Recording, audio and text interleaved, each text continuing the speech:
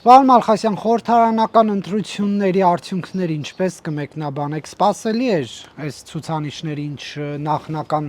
հրապարակեց ԿՀ-ն։ Ճիշտն ասած, ես սպասում էի, որ Փաշինյանը ավելի շատ ձայներ կհավաքի, որտեղ ես տնտղում էի հասարակության մեջ տես տրամադրություններ էր գեներացված, որ ինքը 60%-ից ավել ձայնը հավաքելու։ Բայց դե եղավ այն, ինչ եղավ, հիմա այս ընտրությունները հիմնականում ինչ ցույց տվեցին։ Ցույց տվեցին, որ ուրեմն հայ ժողովրդի այս ընտրությունների մասնակիցների մոտ կեսից ավելին ուրեմն արձանագրեց, որ ինքը վախկոտ չէ, որ ինքը փողամոլ չէ, որ ինքը դավաճան չէ, որ ինքը զտարյուն հայ է։ Հայ է եւ հենց այդ եւ դա մեր հիմնական մեր երկրի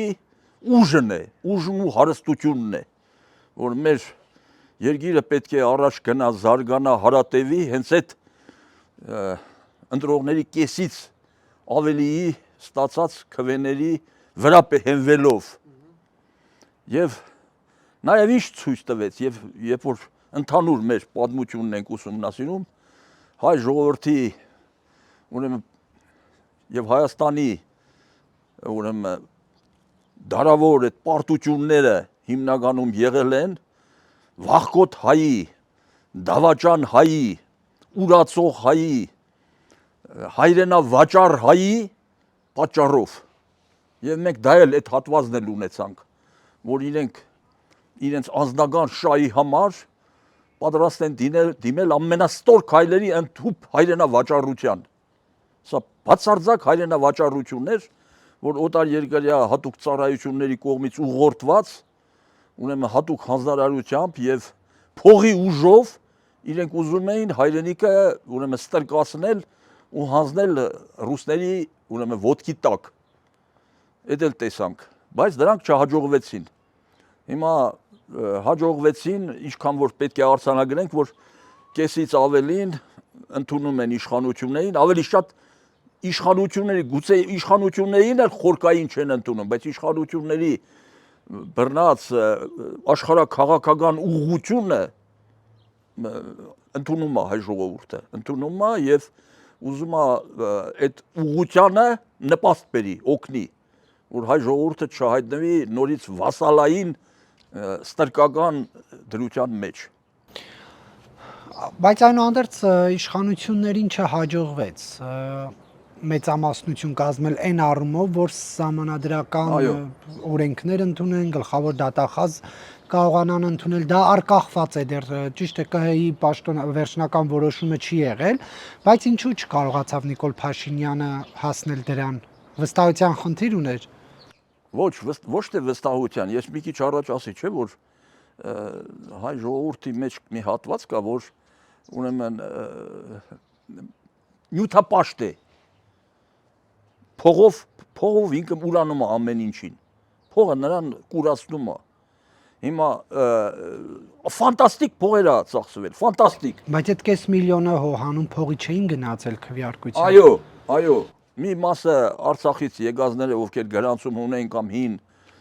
արցախահայերը, դրանք ուրեմն որ իրավիճակը խորքից չպատկերացնելով, ուրեմն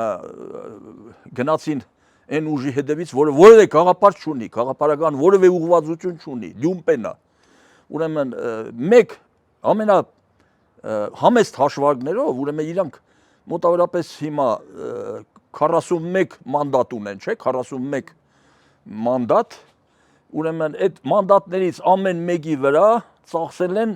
առանց չափազանցության 2-ից 3 միլիոն դոլար։ 2-ից 3 միլիոն դոլար յուրաքանչյուրի վրա։ Ֆանտաստիկ փողեր է ծախսվել, ֆանտաստիկ։ Այդ հաշվարկը ինչպես արեց։ Այդ հաշվարկը դրել են լուրջ մարդիկ արել են, ես այդ կողքներին նստել եմ, համոզվել եմ, որ այդտենց է։ Եվ ինչ են արել։ Նույնիսկ փողի առաջ չեն կանգնել ընդհանրապես։ Եղել է դեպք, որ մեկ քվեին մոտ $500, $1000 փող են բան արել, հատկացրել։ որ քվեն ձեռք բերեն։ Եվ փողի ուժով իրանք այդ քվեն կարողացան ստանալ։ Այսինքն այս իշխանությունից դժգո ընտրազանգված չկա Հայաստանում, որ բոլորը փողով են ընտրել։ Կան, իհարկե կան, բայց այդ եղածները չէին կազմում, ասենք մոտ կես միլիոն չէին կազմում։ Իրանք այդ կես միլիոնից ամենակիչը մի 350-400 հազարը բառից բուն իմաստով փողով առել են։ Իրանց փողերի մեծ մասը իհարկե կորել է, այդ միջնորդները, որ փողերը բաժանել են, չէ, հիմնականում նրանք են խապել են, ձեռքերից առել են, ասենք առել է 1 միլիոն, ծախսել է կես միլիոն, եւ այլ, փողի ուժով են արել, դա լյումպեն է։ Դա բան չի, ընտրազանգված չի։ Տես վաղը եթե խնդիր առաջանա, հիմա սրանք ինչի են վախենում փողոց դուրս գան, որտեղ գիտեմ, որ իրանց փողոց եթե դուրս գան, 20,000 մարդ չեն կարողանալու հավաքեն։ 15,000 մարդ չեն կարողանալու հավաքեն։ Կես միլիոնից մի 100,000-ը չի գա։ Չի գա, մոռացեք։ Դուք հիշում եք ժամանակին Շարմազանովին լրագրողները հարց տվին, ասին հանրապետական կուսակցության անդամների թիվը ինչքան է կազմում։ Այս ինտերնետում կհանեք նայեք։ Շարմազանովը պատասխանեց, հələ որ իշխանության էին իրանք, ասեց 250,000 անդամ ունի հանրապետական կուսակցությունը։ Բայց երբ որ Սերժ Սարգսյանին հերացրին շպրտեցին փողոց, ուրեմն պաշտոնից հանին շպրտեցին դուրս։ 250 մարդ չկար, որ փողոցում կանգներ, սատար կանգներ Սերժ Սարգսյանին, որովհետև գաղափարական ուժ չեն դրանք։ Գաղափար չկա տակը։ Ուրեմն սրանք էլ նույնը, սրանք նաև հաշվարկներ են արել, որ փողոցային պայքարը իրանց մոտ 0 է, չի ստացվելու։ Մարդ չի դուրս գա իրանց հետևից, որովհետև այդ քվեները, որ առել են, չէ, ինքը այդ քաղաքացու հետ առևտրի մեջ է մտել։ Տալիք, առնելիք չունի։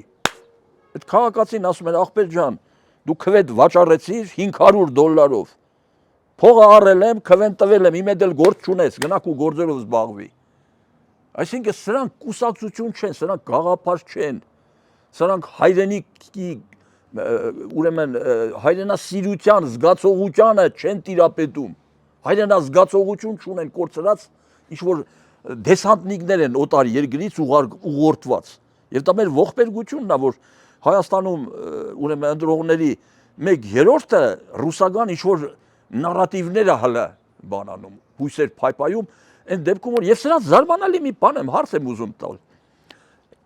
Այդ որ դուք մեզ ուզում եք ստիպողապար այս երկիրը տանեք ռուսական ուղեցիր եւ նորից մեր հույսը մենք կապենք Ռուսաստանի հետ, չեք կարողանում տարրական մի ճշմարտություն պատկերացնել, որ Ռուսաստանը ժամ առ ժամ խորտակվում է, ժամ առ ժամ, ոչ թե օր առ օր։ Հիմա եթե խորտակվում է, ձեր տերերը խորտակվում են, մեզ ուր եք տանում այդ խորտակվող նավի վրա տեղավորեք։ Ինչ եք ուզում հայ ժողովրդից։ Այսինքն սրանք ուրեմն փողոցային պայքար չեն կարող տանել, որտեղ չեն կարող մարդ հանել փողոց։ Մեկ, սա փաստ է։ Երկրորդը, ինչ որ բողոքել են, որ արտահերթ ընտրություն լինի կամ ինչ-որ թե ասում են, բանի կալուգացին ասում է, թող երկրորդ տուր լինի, չգիտեմ ինչ բաներ են մտածում, էլի չեն հասկանում մի ճշմարտություն, որ խաղաթղթերը հիմնական կոզիրները այսօր Փաշինյանի ձեռքին են։ Ինչի համար։ Հələ այդ կոզիրը, այդ քարտերը, հաղթաթղթերը, իրանք չեն, Փաշինյանը չի հանել ասպարեզ։ Որն է այդ խաղաթղթերը։ Ուրեմն այդ համատարած կաշառակերության հետ կապված կոռուպցիայի այդ ուրեմն կոմիտեն, այդ բացահայտման կոմիտեն, ոնց էր կոչում այդ հակակոռուպցիոն կոմիտեն բազմաթիվ հարյուրավոր փաստեր է արձանագրել, մեղադրանքներ է հարուցել մարդկանց վրա, որոնք փող են տվել, փող են առել եւ ծանր մեղադրանքներով պետք է պատիժները կրեն, բայց դա հələ այդ հակակոռուպցիոն կոմիտեն բացահայտել է ընդհանուր համակարգված հանցագործության ընդամենը 1%-ը։ 1-2%-ը, 2 չի կարող կազմել։ 99%-ը չբացահայտված է։ Բայց այդ 1%-ն էլ բավական է, որ այդ իրանց գործունեությունը, եթե համակարգված գնահատական տրվի իրավական, իրանք պետք է ընդհանրապես զրկվեն մանդատներից եւ արգելվեն Հայաստանում որպես կուսակցություն, որտեղ իրանք զբաղվել են իշխանագողությամբ։ Հիմա բնակարանային գողության համար Մարդուն դատում են, անաստակողության համար դատում են։ Ինչա կարծում ես իշխանագողության համար, պետությունը տապալելու համար, ներսից պայթեցնելու համար, չպետք է քրեական պատասխանատվության ենթարկեն, աբսուրդ է։ Ինչու չգնաց ԿՀ նման քայլի, որ թույլ չտար մասնակցությունը։ Որովհետև ԿՀ-ն չգնաց նման քայլի, եթե գնար, ուրեմն պետք է համատարած բան ստանար, գնահատական, թե Փաշինյանը վախեցավ իրանցից, որտեղ եթե ինքը դրանց չարգելեր, ապա իրանք կհաղթեին։ Ինքը հաշվարկները Փաշինյանի ցույց էին տվել, որ իրանք հաղթում են, դրա համար իրանց ասպարեզից հանեց դուրս։ Հիմա Փաշինյանը թողեց, որ մնան ընտրապայքարի մեջ եւ բացահայտվի, որ իրանք հաղթող չեն, պարտվող են, եւ հետո նաեւ դրա հաջորդ քայլերը բացահայտվի նաեւ, որ իրանք ընդհանրապես օրենքից դուրս են։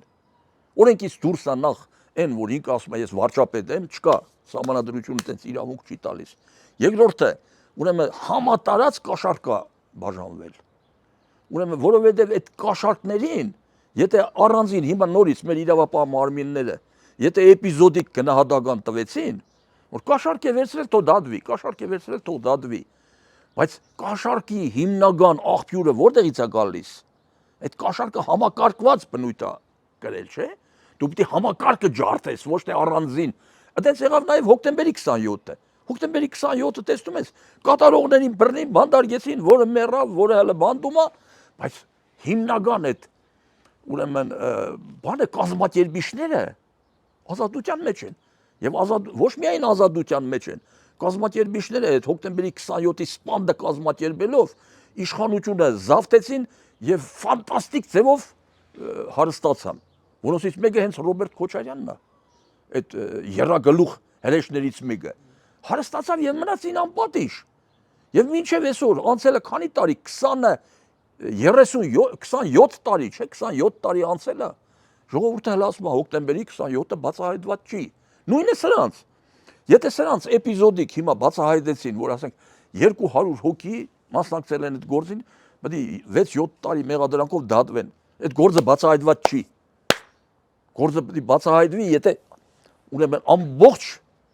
ուրեմն կազմակերպիչները, գլխավոր դերակատարները կանգնեն արդարադատության առաջ, եւ դա Փաշինյանը կանի։ Եթե չանի Փաշինյանը դա, ուրեմն դա կլինի իր իշխանության ամենաճակատագրական սխալներից մեկը, ճակատագրական, որտեվ չարագործին, հայրենավաճառ դավաճաններին, լրտեսներին, եթե դու չես դատում, իրանք հետո լեկտի անում քեզ են դատելու։ Այս քաղաքականության մեջ ոսկե կանոն կա, ի տարբերություն եկեղեցու կանոնների, եկեղեցին ասում է մի դատիր, որ չդատվես, իսկ քաղաքականությունն ասում է դատիր, որ քեզ չդատեն։ Եթե չես դատում, խղճում ես կամ վախենում ես Պուտիններից, որոնք արդեն սուզվում են ջրի հատակը այդ թափտպուկներից, եթե զգուշանում ես, քեզ են դատելու վերջում այդ թափտպուկները։ Պարոն Ալխասյան, մանդատների հետ կապված կա այսպիսի կարծիքներ, քննարկումներ, նաև պահանջ խորհրդարանի անցողիկ շեմը հաղթահարած ընդդիմադիրներին, որ չպետք է վերցնել մանդատները եւ չգնալ 5 տարի Նիկոլ Փաշինյանի մոտ ընդդիմություն աշխատել, որոշները ավելի սուր են արձագանքում, ասում են բոքսի տանձիկ աշխատել, որովհետեւ դուք մի բան ասեք, Նիկոլ Փաշինյանը հակադարձի եւ դրանով ամեն ինչ անցնի գնա։ Քոչարյանը, Սամվել Կարապետյանի թիմից ասում են, որ պայքարի հարցում մանդատները կարևոր գործիք են։ Նախ ինչ եք կարծում, պետք է մանդատները վերցնի ընդդիմությունը, թե ոչ, եթե վերցնի, ապա ինչ կարող են սկսել, ինչ գործընթաց, որ դա որպես գործիք օգտագործեն։ Այս ընդդիմություն կոչվածը, որ իրան անվանում է ընդդիմություն, դաշնակցությունը եւ մյուսները, չէ, միասին վերցրած, սրանք օտար երկրյա լրտեսներ են, ծայրը ի ծայր։ Նրանք ինքնուրույն որոշումներ չեն կայացնում։ Նրանց ուրեմն որոշումներ կայացնելու կենտրոնը այդ խորտակվող Մոսկվան է։ Մոսկվայից են գալիս Պուտին, Մոսկվա։ Հա, ուրեմն իրանք պետք է որոշեն։ Ռուսները հիմա շատ ծանր դրության մեջ են։ Ծայրահեղ ծանր դրության մեջ են։ Ռուսների ոչ թե բանը տարիներ, այլ օրերն են հաշված։ Հիմա ռուսների գլուխը որ խառն է, ռուսները մտածում են, ինչ որ ձեռք են բերել էս, կարողացել են պոկել Հայաստանում, ձեռք բերել, չէ՞։ Էլ դա են ոնց ասած, ամենալավը դրանից լավը չեն կարա պոկեն։ Իրանք հասկացել են, որ Հայաստանում 1/3-ից ավել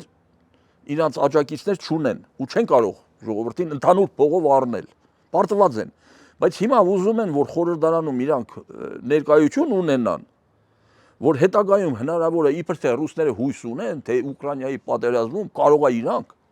ուրեմն չգիտեմ ինչ հրաշքներ տեղի ունենա, հաջողություններ արձանագրեն։ Էլ չեն հասկանում, որ ներսից է պայթում երկիրը արդեն։ Ուրեմն դրա համար իրաց պետք է որ այս խուժանները ուրեմն ազգային ժողովում հայտնվեն ու մնան։ Սրանք մնան որպես ռումբ, Փաշինյանի տակ դրված ռումբ, որ ֆորս մաժորային իրավիճակներում այդ ռումբը կպայտեցնեն։ Հոկտեմբերի 27-ը որ եղավ, էլի ո՞նց եղավ։ Էլի միշտ անդրադառնում եմ հոկտեմբերի 27-ին։ Ռումբը ներսից էր, ներսից զենքերը այդ падգամավորները որ չունենային ներսից իրանք լրտեսները, KGB-ն այդ լրտեսները չունենար, հոկտեմբերի 27-ը չէր կարող անել։ Զենքերը լրիվ ներսի խուժանները տարան, հոր Նայիրի Հունանյանը չբերեց։ Հիմա էլ նման մի բան սրանք հետագայում պլանավորեն, իրանք ձեռագիրն է, որ ռումբը պետքա տեղադրվի ազգային ժողովի ներսում։ Պետք է մտնի ներս ռումբը։ Սրանք զոմբիներ են, սրանք գաղափարական կուսակցություն, բան, գոյություն չունի, մոռացեք։ Եվ սրանք ուրեմն այնքան այդ մանդատների վրա փող են ծախսել, այնքան էներգիա, այնքան իրանց հարստություն, ճակատագիր, ուրեմն կարիերա են դրել, որ հիմա մորը կտան, աղջկան կտան, մանդատը չեն տա։ Մանդատը չեն տա, մանդատի վրա արդեն նրանք սիրահարված են, իրանք դարել են մանդատի գերին։ Այն սևագը որ ասում է, աթոռ կոչվածը նրա համար է, որ նստենք վրան, սակայն պարզվում է, որ սրա վրա նստողի վրա նա ինքն է նստում։ Սրանք արդեն պիտի մտնեն աթոռի տակ։ Աթոռը պետք է որոշի, թե նրանք ուր գնան։ Հիմա Նարեկ Կարապետյանը որ օրինակ գնա ազգային ժողով, ինքը խոսում է Հայաստանում աշխատատեղեր բացելու մասին, տնտեսական հզորացման մասին, հայ ինքնությունը պահելու մասին, աղքատ սոցիալապես անապահովներին տարբեր աջակցություններ տրամադրելու մասին։ Ինքը հիմա ազգային ժողով էլ ինչպես կարող է իր մուտքը համարվել ռումբ, այլ ոչ թե օրինակ դրական բարեփոխումներ անող։ Հա, Նարեկ Կարապետյանը երևում է, որ իր տեսակով ինչ որ թույլ անմեղսունակ բան է, ինչ որ մեկն է, նա ինչ որ իրանց տղամարդկային իրենց լուրջ առնական գծեր էլ չունի։ Բայց այնտեղ կան ուրիշ մեջները կհայտնվի, չէ՞, վտանգավոր կենթանիներ։ Ու մենակ Նարեկ Կարապետյանով չի որոշվում։ Հա, ուզում եմ ասեմ, ռուսներին պետք է որ այդ ներկայությունը սրանց դաշնակցության, դրանց Քոչարյանի, դրա համար հիմա իրանք տիտանական ջանքեր են թափում, որ իբր Ծառուկյանն էլ մտնի ազգային ժողով, որ իրանք էլի Նիկոլը մի 3-4 մանդատ ավելի քիչ ունենա, իբր իրանք հավասարակշռությունը փոքրացնեն, էլի։ Բայց ուրեմն իրանք ձախողված են։ Իրանք հիմնավորապես են խորտակված ու ձախողված ֆիասկոյի մեջ են։ Ինչի համար։ Նորից եմ կրկնում նույն միտքը։ Իրանց գլխավոր տերերը, պապաները խորտակվում են ժամ առ ժամ։ Ժամ առ ժամ Ռուսաստանը մասնատվելու, քաոսի է վերածվելու։ Ուրեմն Ռուսաստանին բսկտելու են բոլոր ուղղություններից, այդ թվում ներսից։ Օրերի հարց է, օրերի։ Մինչև էս իմ հարցազրույցը մտցնեք էֆիր, բայց 2-3 օր հետո Ղրիմը այլևս Ռուսաստանինը չէ։ Հիմա իրանց գլխավոր տերերը, որ խորտակվում են, սրանք դառնում են անտեր, անտիրական, թշվառ, անտեր անասուններ։ Այս ժամանակ սրանց կարելի է այն հովիվը ոնց է փեդով քշում ոչխարներին, այսպես փեդով սրանց հայ ժողովուրդը քշելու է շպրտի դուրս ազգային ժողովից։ Իրանց գլխավոր բանը խոցելի տեղը այդ է, որ իրանց պապաները մահանում են, խորտակվում են։ Պարոն Մալխասյան, իդեպ Նարեկ Կարապետյանի մասին քանի որ խոսեցինք, հայտնի դարձավ, որ նրան թույլ չեն տվել սահմանը հատել, ճիշտ է, նա չէր ուզում երկրից հեռանալ, ուզում էր անցնել Լարսի հատված գնար, ինչ որ նկարեր ցույց տար, որ մեքենաները կուտակված են եւ այլն։ Չգիտեմ կոնկրետ որ հատվածից էր ուզում նկարել, եթե պետք է հայ վրացական սահման օրինակ ներողություն վրաց ռուսական սահմանը հատեր, ապա դա արդեն իսկ համարվում է Հայաստանի տարածքից դուրս գալ ըստ էության, սա արդյոք նշանակում է, որ նա Հայաստանից դուրս գալու իրավունք չունի, եթե թույլ չեն տվել Լարս հասնել, եւ ինչու ըստ ձեզ։ Ես ասեմ, ես որպես իրավաբան մի քիչ էլի հոտ առնում եմ, որ Նարեկ Կարապետյանի եւ շատերի վրա հիմա հակակոռուպցիոն կոմիտեն եւ մեր ազգային անվտանգությունը լուրջ վարկաբեկիչ նյութեր ունեն, կոմպեր մատերիալներ իրաց դերով ասած, եւ դրանք հակակոռուպցիոն կոմիտեն խոյդի ամբողջ իր ունեցածը հələ չի հանել ջերի երես ասպարես։ Շատ բաներ հələ նոր է, հիմա գիտես, բան է գնում։ Հիմա քանի որ իրանք այդքան որ փող են ծախսել, ասում եմ մի մանդատի վրա 2-ից 3 միլիոն դոլար, դա մինիմումն եմ ասում, գուցե 4 էլ են ծախսել, մի մանդատի վրա։ Հա, հիմա այդ ծախսածի համաձայն ձայներ չեն ստացել։ Եվ գնում է այդ էլի իրանց բառապաշարով ասեմ ռազբիրատը, իմի, փողերի ռազբիրատը։ Հիմա այսինքն մեկին տվել են ենթադրենք 3 միլիոն դրամ, որ այսքան ձայն պետք է բերի, բա խապել է, դրա կեսն էլ չի բերել։ Հիմա փողը հետ են պահանջում։ Ու էլի նորից է սրանք բացահայտվում են։ Բացահայտվում են եւ այդ բացահայտումների կծիկը գալիս կապվում է Նարեկ Կարապետյանի իր հոպարի հետ։ Դրա համար այդ Նարեկ Կարապետյանը այդ վերևը քանի մարդու մասին էլի խոսակցություն գնաց եւ այլ, դրանց վրա նախնական նյութեր կան։ Եթե մեղադրանք չի առաջադրվել, ապա շուտով կառաջադրվի։ Այդ դեպքում ինչի թողեն։ Ոնց որ ինչքան մարդու թողեցին այն գեներալներ, ծախված, փչացած գեներալներ ու բանդիտներ փախան Մոսկվա։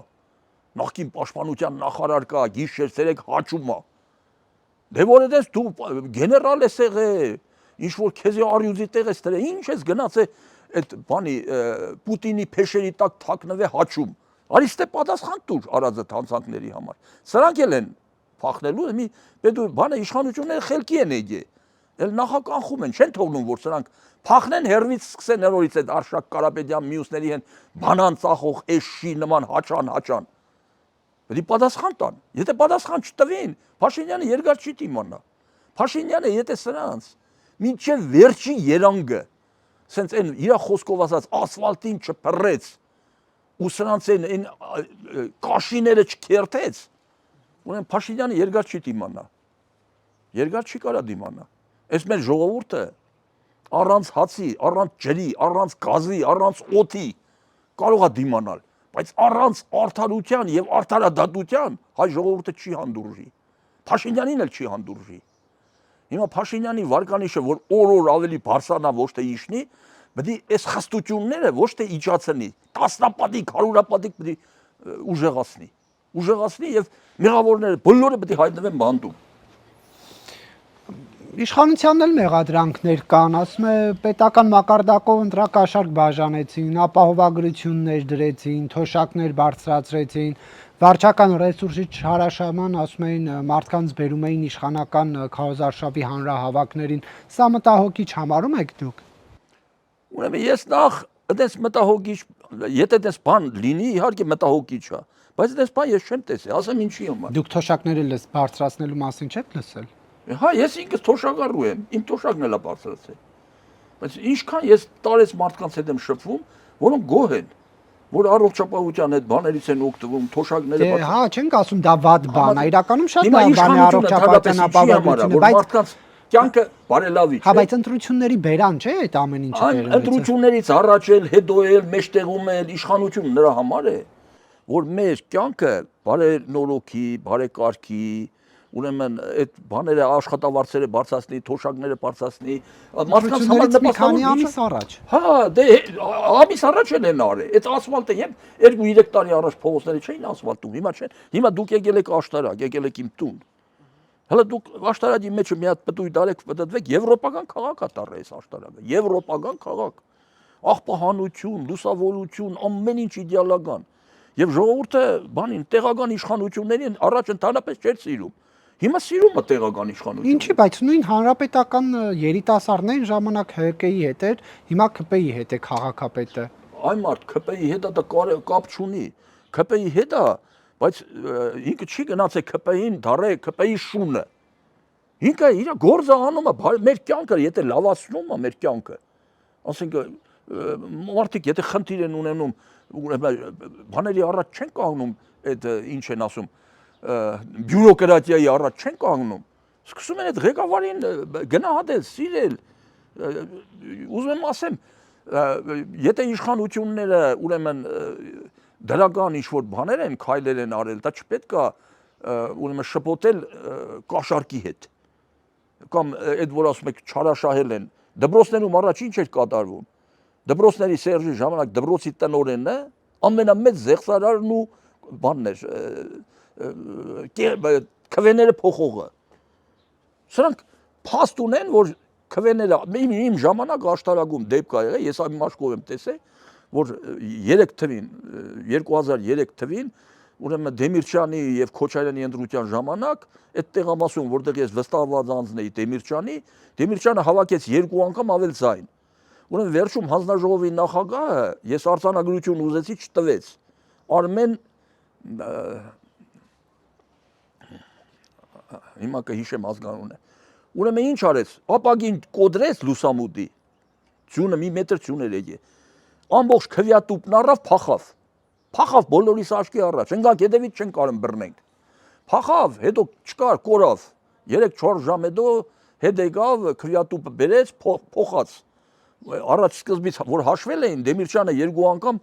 Քոչարյանից շատ ձեն էր հավաքել, քվեատուփը հետ բերին, այս անգամ Քոչարյանն էր 2 անգամ ձեն, նրանց ժամանակ համեմատելու եզրեր չկա։ Ուրեմն արկղը այն մեծ թղթի 2003-ի ընտրություններին Քոչարյանա սերժական, բանդիտական ռեժիմի բոլոր համապետական ընտրություններին։ Ուրեմն բացահայտ, ուրեմն ազգային անվտանգությունը գիտեր, ոստիկանությունը գիտեր, որ համատարած բացահայտ է բաժանվում, սրանք իբրև մի քիչ քողարկված էին բաժանում։ Եվ աբսուրդը որն է, այն ժամանակ կաշառքը բաժանում էր իշխանությունները, հիմա կաշառքը բաժանում էր ընդդիմությունը, իշխանությունը չէր բաժանում, տարբերությունը չեք կարող տեսնեք։ Ուրեմն իրանք բացահայտ այդ բանում մի հատ շտաբում մեծ արկղի մեջ լիքը փողը դրած մի քանի միլիոն մտնում էր առ 10,000 ստորագրի գնա քվենտուր գնա արի բացահայտ է դա բացահայտ այս իշխանությունների գլխավոր ձեռքբերումն է նա ես դա պետքա նշեմ ու հիշեցնեմ որ ինքը մեր ժողովրդին հնարավորություն տվեց ընտրություն կատարելու ընտրություն մինչև այդ ժողովուրդը ընտրելու իրավունք չի ունեցել, ժողովրդին վերածել են նախիրի, ընտրողները չեն կարևոր է եղել, կարևորը հաշվողներն են եղել։ Հիմա փոխվել է այդ մթնոլորտը։ Հիմա տեսեք, ասում են փաստ ունես, ասում եմ հա փաստ ունեմ, որտեղ է փաստը։ Այնտեղ զինվորներին բերել են ժամից դուրս քվեարկության, հա, նայում եք չեղյալ հայտարարել։ Կամ ինչ է քու բողոքը, վերահաշվարկեք։ Հիմա հարցնեն այդ 3 ընտրատեղամասերում վերաքվեարկություն անցկացվելու է, թե ոչ, եւ եթե դա չի անցկացվում, ԲՀԿ-ն դուրս է մնում եւ սա արդյոք էլի չի նշանակում, որ իշխանությունը իր ուզած սցենարով է տանում։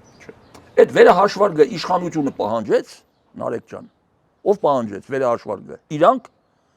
Իրանք էլ չեն իմանում այս ախմախները թե ինչ են ուզում։ Իրանք փոսը փորում են, ընկնում են փոսի մեջ տպրդում են։ Հիմա ինքը սկզբից գոռում ճվում է այն մի հատ փաստաբան կա, դեկորատիվ փաստաբան, ինչա Վարդևանյանը ինչա։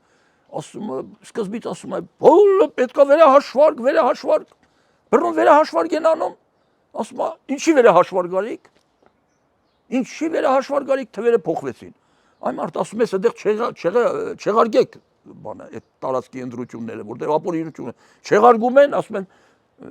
մեր համար չեղարկեցին։ Իրանք են պահանջել։ Հա դե չեղարկել են թող բան անեն, վերաքվեարկության գնան այդ 3 տեղերում։ Եթե իշխանությունը վախենալու բան չունի, եթե իրապես իշխանությունը բացարձակ վախենալու բան չունի, եթե հիմա վերաքվեարկություն գնա կամ ընդհանրապես քվեարկություն գնա նոր ընտրություն, ես կարծում եմ որ կարող է օգոստոսի կողմերը նոր ընտրություններ լինեն, որտեղ այդ նոր ընտրությունների պայմաններում Փաշինյանը կհավաքի ոչ թե ուրեմն սահմանադրական մեծամասնություն, ես վստահաբար ասում եմ 80-ից ավել տոկոսը հավաքելու, որտեղ այս ուրեմն հանցագործներին կմեկուսացնեն արդեն, ինձ թվում է այս իշխանությունները այդքան մի ամիդու անխելք չեն գտնվի, որ սրանց այսքան փաստերի դեպքում հələ թողան նորից կան մյուս ընտրությանը մասնակցեն։ Սրանք օրենքից դուրս են հայտարարվելու, այս կուսակցությունը արգելվելու է, անունն է դրել են ուժեղ Հայաստան։ Ինչ ուժեղ Հայաստան։ Կաշառակերների, դավաճանների, մատնիշների Հայաստան պետք է դնեն վերնագիրը սրանց։ Ուրեմն, սրանք էլ չեն մասնակցի, սրանք դուրս կբանան բանից խաղից եւ չի բացառեմ, որ նաեւ բանին Քոչարյանի ուժն էլ է բաժանել կաշառք։ Դո Զարուկյանն էլ է բաժանել։ Բայց ասենք այդքան ծանրակշիռ փաստեր չկան, ինչքան որ այդ կալուգացիների մոտ էլի։ Սրանք եթե չեն մասնակցի հաջորդ բանի ընտրություններին, որ կրկնեն ընտրությունները, այդ պայմաններում ուրեմն այն ում որ իրանք փող են տվել, թեկուզ $1000 տվել են մի ընտանիքին, չէ՞։ Դրանք էլ իրանք չեն ընտրելու։ Որտեղ նրանք առևտրի մեջ են մտե հետները, տվել առել են բրծավ, էլի մեծ գործ չունեք։ Գաղափարական ոչինչ չկա ստե։ Ստե կա առևտուր, խուժանություն, հայրենավաճառություն, իշխանագողություն։ Այդ պայմաններում սրանք պետք է ստեղ գոյություն չունենան, որովհետեւ մեր երկիրը առաջ գնա, զարգանա, հզորանա, հիմա արդեն գտել ենք բանալին։ Առաջ մեզ ռուսներն ասում էին, փոսի մեջ եք, դուք փախնելու տեղ չունեք։ Մի պարզվել է, որ Հայաստանը բոլորովին էլ փոսի մեջ չի։ Հայաստանը ոչ թե գործիք է Ռուսաստանի ձեռքին, այլ գործոն է դարել ամբողջ աշխարհի ձեռքին։ Գործոն։ Հենա մեր արդեն բաները որ արգելեցին մթեքները, ծաղիկները, բան, հիմա Եվրոպան շատ սիրով ընդունում է։ Բայց նույն ծավալը չի։ Այդ նույն ինչ ծավալի էլ ուղարկեն ընդունում է։ Հիմա Եվրոպան բացել է դռները, ընդունում է Լեհաստանն է, Նիդերլանդներն է, բոլորը ընդունում են մերձավոր արևելք են տանում եւ ավելի բանը օգուտը ավելի մեծ ալինում, քան թե Ռուսաստանից բերած օգուտը։ Ռուսաստան տանում էին լարս, ապրանքները լարսում կանգնում են, ասենք լոլիգը, ծիրանը, ըլդմեր դեպքեր 4-5 օր սպահում էին, միջև ամբողջ փչանում էր, թափում էին։ Իսկ հիմա դες չի։ Պարոն Մալխասյան, Քոչարյանը կարծում է, որ արտաքին միջամտություն է եղել Եվրոպայից, հատկապես ասում է Մակրոնը աննախադեպ ծավալի միջամտել է Հայաստանում անցկացված ընտրություններին, ինչը նպաստել է Փաշինյանի հաղթանակին։ Եվ իրապես մենք տեսանք ընտրություններից առաջ, որ օրինակ Միացյալ Նահանգների փոխնախագահը եկավ անձնական աջակցություն հայտնեց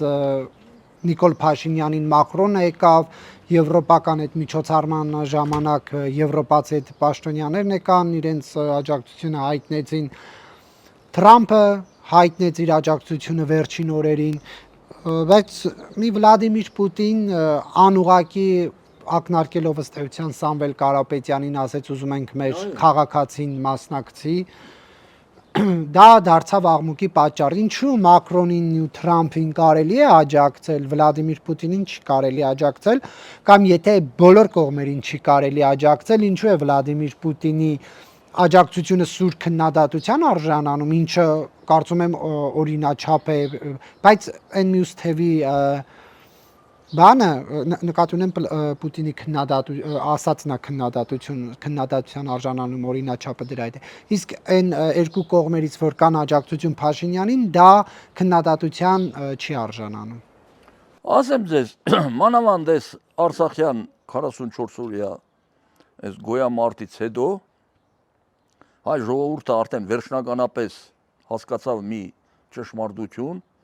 որ պետք է միշտ զգուշանա նրանից, ով իրեն խապել ու դավաճանել է, բայց ռուսները մեզ ոչ միայն Արցախյան պատերազմում դավաճանեցին, այս 200 տարի շարունակ անընդհատ մեզ խապում ու դավաճանում են, բայց այդ վերջի կաթիլն էր Արցախյան ուրեմն այդ էթնիկ զտումը, որ հայ ժողովուրդը որոշեց, որ իր աշխարհաքաղաքական ուրեմն ուղղվածությունը պետքա փոխի։ Իշխանությունները թե ստորագրահավաք արինք, չէ՞, դեպի Եվրոպա 60,000 ստորագրահավաք։ Հետո ուրեմն մեր ազգային ժողովը անցյալ տարի մարտ ամսին էր կարծեմ, օրենք ընդունեց, որ մենք կամաց-կամաց պետք է եվրոպական կողմնորոշում ունենանք։ Այսինքն մենք վեկտորը փոխում ենք մեր աշխարհաքաղաքական։ Ուրեմն սա սարսափեցնում է Ռուսաստանին։ Ինչի համար։ Ուրեմն դրանից հետո մենք Ամերիկայի հետ ռազմավարական փաստաթղթեր ստորագրենք, մանավանդ թրիպի հետ կապված։ Հիմա Ռուսաստանի հիմնական վայնասունը իրականում մեր այդ սահման էլ չունի, այս թրիպի համար է, որտեղ այդ թրիպ նախագիծը, որ կյանքի կոչվեց, արդեն կյանքի է կոչվում, ուրեմն աշխարհակարգը Չինաստանից մինչև Եվրոպա փոխվում է։ Այսինքն բացվում են բոլոր ճանապարհները, բոլոր ենթակառուցվածքները եւ այս այդ տարածքից Ռուսաստանին դուրս են թողում։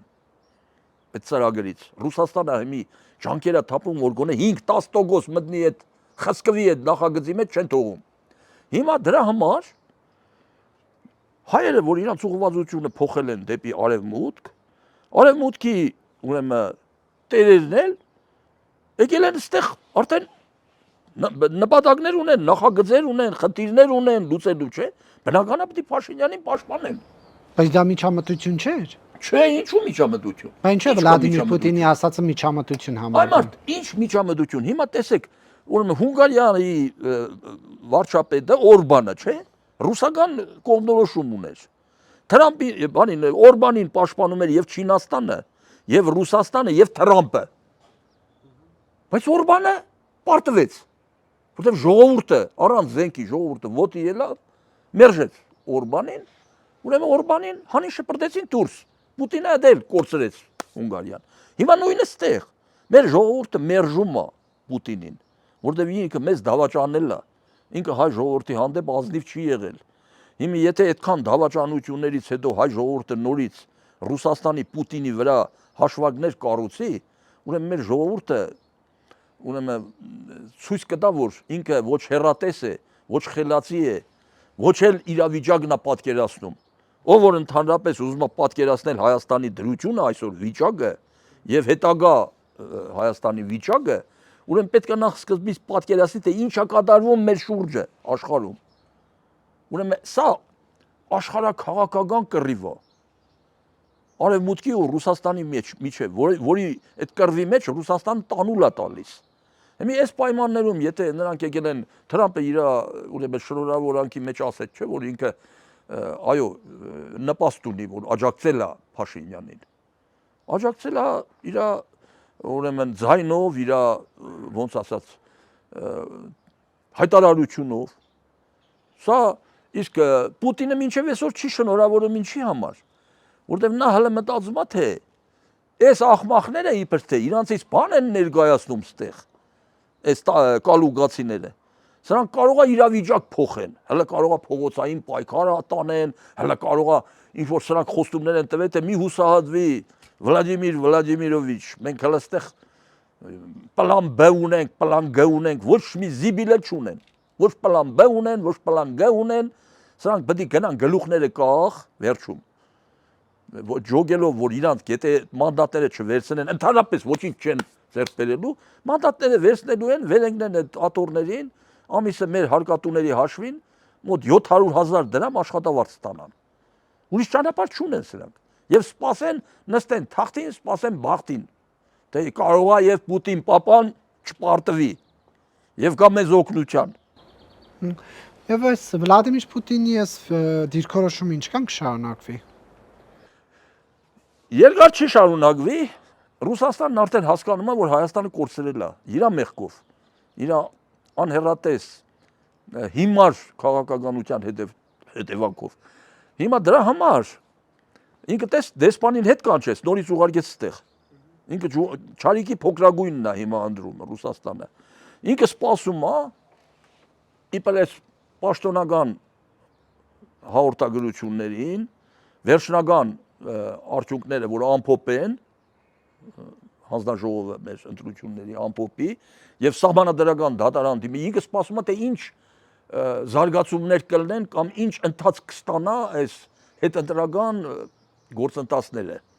Եվ դրանից հետո նա ուզի չուզի մի հատ իբր թե կիսատ պրատ այդ ծախված հայ կա այնտեղ,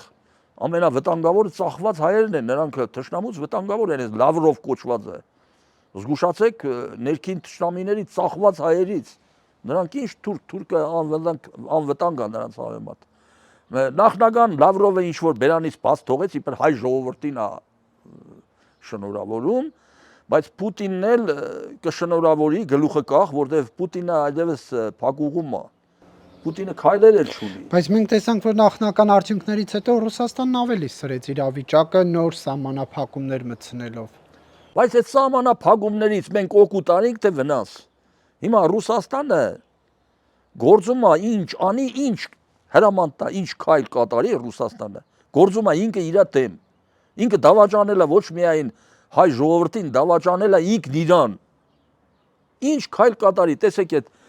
ճանապարհները փակեց, մենոնք ելքը գտան, գազը չի կարա փակի, որտեղ պայմանագիր կա, հələ պայմանագիրը պիտի լրանա նոր։ Հա 27-ի առաջին կեսում լրանա։ Այո, մինչև այդ մենոնք արդեն հիմա էլ գտել են այլ ընտրակային աղբյուրներ։ Որտեղից։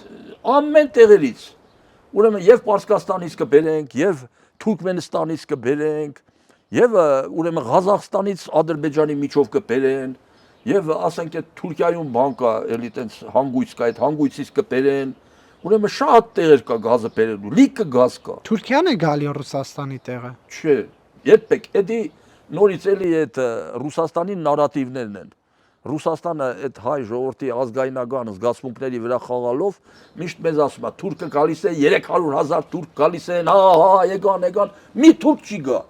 Ադրբեջանցի նկատի ունեք։ Ադրբեջանցի, մի ադրբեջանցի մոտավորապես մի 25-30 տարի ոչ մի ադրբեջանցի չի գա Հայաստան բնակվի եւ ոչ մի արցախցի չի գնա Ղարաբաղ բնակվի։ Մինչև սերունդ չփոխվի այս վերքերը չբուժվեն, հնարավոր է մի 30 տարի հետո Եվրոմիության մեջ ելնենք արդեն եւ Վրաստանը եւ Ադրբեջանը եւ Հայաստանը եւ Թուրքիան ելնեն Եվրոմիության մեջ, ով որ ուզում է Սասունցին ուզում է Սասունն ապրի։ Գնա պապի տունը գդի Սարգի ապրի, բայց մի Սասունցի չի գնա Սասունն ապրի։ Ոչ էլ մի Ղարաբաղցի կգնա Ղարաբաղ կապրի։ Մոռացեք այդ հեքիաթները։ Պարզապես ենթակառուցվածքներ մենք ունենք թուրքմենական գազ բերել Հայաստան Այո, հասցնել։ Իրանի խողովակը գիտենք, որ շատ փոքր տրամաչափ է։ Էլի ռուսները չթողին, որ խոշոր տրամաչափի լինի, սկզբից որոշված էր խոշոր, ռուսներն եկան փագին, ռուսները միշտ որոշել են մեզ այնպես խեղտած պահեն, էլի։ Հիմա այդ տրամագիծը կմեծացնեն, ենթակառուցվածքները կան, իհարկե կան։ Այստեղ էլ Ամերիկա կա Իրանի դեպքում։ Ամերիկան էլ հիմա ամերիկան թրիպի նախագիծը, որ արդեն գործի դրեց, ուրեմն ստեղ արդեն ամեն ինչ ընկնելու է իր տեղը։ Ամեն ինչ։ Կենսամագարտակը, անվտանգությունը, ամեն ինչը բարձրանալու է այստեղ։ Միանգամից։ Բայց Ռուսաստանի հիմնական սարսափը ռուսների, գիտեք ինչն է։ Նրանք գիտեն, որ այդ թրիպ նախագիծը, որ գործի դրին, Հայաստանը որ դարավ խաշմերուկ, այստեղ տարիների ընթացքում կենսամագարտակը կտրուկ բարձրանալու է դեպի լավը։ Ուրեմն երբ որ մենք սկսեցինք շատ լավ ապրել, ռուսները պետք է տեսնեն դա, չէ՞, այնտեղ ռուս խեղճ ու կրակ են ճնշված ռուս ժողովուրդը։ Նրանք էլ պետք է ասեն, ինչ, էս ո՞նց եղավ որ հայերը ուրեմն ասես լավ են ապրում, իսկ մենք հələ խարխապում ենք այս խավարի մեջ։ Ուրեմն մենք էլ պետք է տապալենք մեր ղեկավարներին, մենք էլ Եվրոմիություն դառնանք։ Առաջ Ելցինի ժամանակ գիտե ռուսները այդպես ծրագիր ունեին։ Ռուսներն ասում են մենք պետք է ինտեգրվենք աշխարհին, Եվրոմիությանը եւ այլ, նույնիսկ ՆԱՏՕ-ին, ուզում էին ՆԱՏՕ մտնեին։ Բայց հիմա, քանի որ իրանց բռնապետը նստել է ղեկին, բռնապետը Ռուսաստանը տանում է կործանման։ Հիմա ռուս ժողովուրդը ուշ թե շուտ պայթելու է։ Մանավանդ որ տեսավ ստե կենսամագարտակը բարձրացավ, հիմա դրա համար Պուտինը սարսափում է ժողովրդավարությունից, ոչ ՆԱՏՕ-ից, ոչ եսիմ Ամերիկայից, ժողովրդավարության հրդեհը 4 կողմից մոտենում է իրան, խեղդում է իրան այդ հրդեհը։ Այդ հրդեհից ինքը պետք է պայթի։ Պայթի ու ռուսական կայսրությունը մասնատվելու է մի քանի մասերի։ Եվ պահանջը, որ հապկից հանելու հետ կապված կա, ասում են 2 տարուց ավել է վճարումներ չեք կատարել Հայաստանին են ասում։ Սա ինչ հետևանքներ կարող է ունենալ Հայաստանի համար։ Միայն դրական հետևանքներ։ Միայն դրական հետևանքներ։ Հապկից ինչքան շուտ դուրս գանք, ընդհանրապես ինչ որ կա ռուսական։ Եթե օր առաջ մաքրվենք 102-րդ ռազմաբազա, հապկ, Գազպրոմ, Մասպրոմ, ինչ որ կա դրանց հետ մաքրես, միայն օգուտ կանես։ Հա, բան չունեմ ասելու, թող Ռուսաստանում ուշ թե շուտ փոխվի իշխանությունը, թող Ռուսաստանն էլ դառնա ժողովրդավար երկիր։ Մենք Ռուսաստանի հետ չենք ուզում թշնամի դառնանք։ Ժողովրդավար երկիր լինի, մեր պետությունը մեր շահերից ելնելով, իրանց պետությունը իրանց շահերից ելնելով հարաբերվենք, առևտուր անենք, ուրեմն տարբեր հարցերում հարաբերվենք, բայց չդառնանք մեկս մյուսի վասալը։ Հիմա երբ որ ենթադրենք քու եղբոր ընտանիքի գործերի մեջ դու անընդհատ խառնվում ես ու իրան ուզում ես ենթարկացնես քեզ չեն հարգի։ Նույնը մենք հայ ժողովուրդը մեր ժամանակ որ մենք մշակույթ ենք ունեցել, ռուսա բանա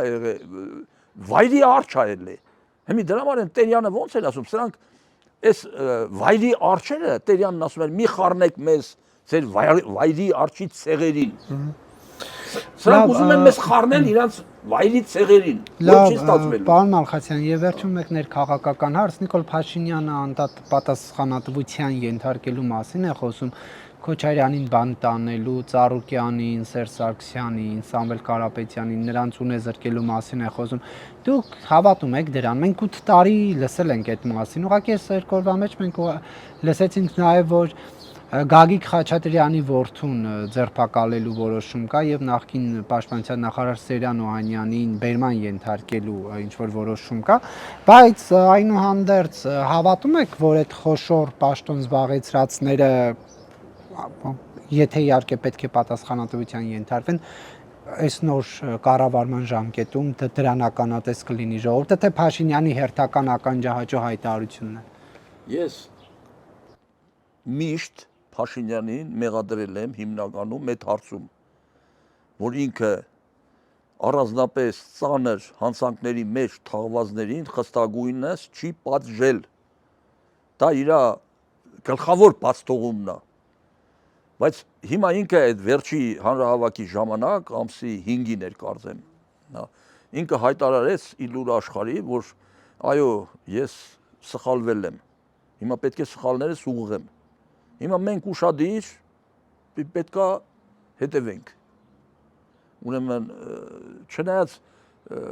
ոչ մեկն էլ անսխալ չի, Փաշինյանն էլ սխալական, մենք էլ ենք սխալական, բայց ոչ մեկս նաև հավերժական չենք, ոչ Փաշինյանը, ոչ մենք, պետությունն է, որ պետք է միշտ լինի հավերժական։ Հիմա դրա համար, որովհետեւ մեր պետությունը չքանդվի, մեր պետության հիմքերը ավելի մենք ամրացնենք, պետք է այդ գողերին, թալանչիներին, հայրենիքը կողոպտածներին հատիկ առ հատիկ ուրեմն ոչ մի ներում, ոչ մի զղջում չպետք է լինի, հատկապես կաշառքը պետք է Իսրայելում այդ ձևի է եղել որ վերացրել են կաշառքը պետք է հավասարեցնել հայրենիքի դավաճանությանը, իսկ կաշառատերներին հայրենիքի դավաճանների 7 պորտ Այսինքն, եթե այսպես խստություններ Հայաստանում չարեցին, ուրեմն այդ բաներին, դավաճաններին, այդ գաստրոլյորներին, KGB-ի մնացուկներին չհայտնաբերեցին ու չդրեցին համապատասխան վայրեր, նորից կրկնում եմ մի քիչ առաջ ասած միտքս, իշխանությունը երկար չի դիմանա։ Մինչև 31 թիվ չի կարող դիմանալ, եթե դրանց հիմնավորապես չմաքրեց երկրից ու չլցրեց բանտերը։ Բայց ականատես կլինենք, թե չէ։ Ես համոզված եմ, որ լինելու ենք։ Ես համոզված եմ որ լինելու ենք, որովհետև ես Փաշինյանի մեջ դրական խենթություն եմ տեսնում։ Այդ լավ է, վատ չի։ Մարդը պետք է մի քիչ խենթ լինի։ Եթե խենթ չեղավ, ասենց կավիջով գծած մարդ եղավ, նա մեծ գործեր չի կարող անի։ Իսկ իր մեջ խենթություն կա եւ ինքը այդ խենթությունը պետք է գործի տնի ու դրանց պետք է մեկուսացնի Հայաստանից։ Շնորհակալություն, պարոն Մալխասյան։ Ես էլ եմ շնորհակալ։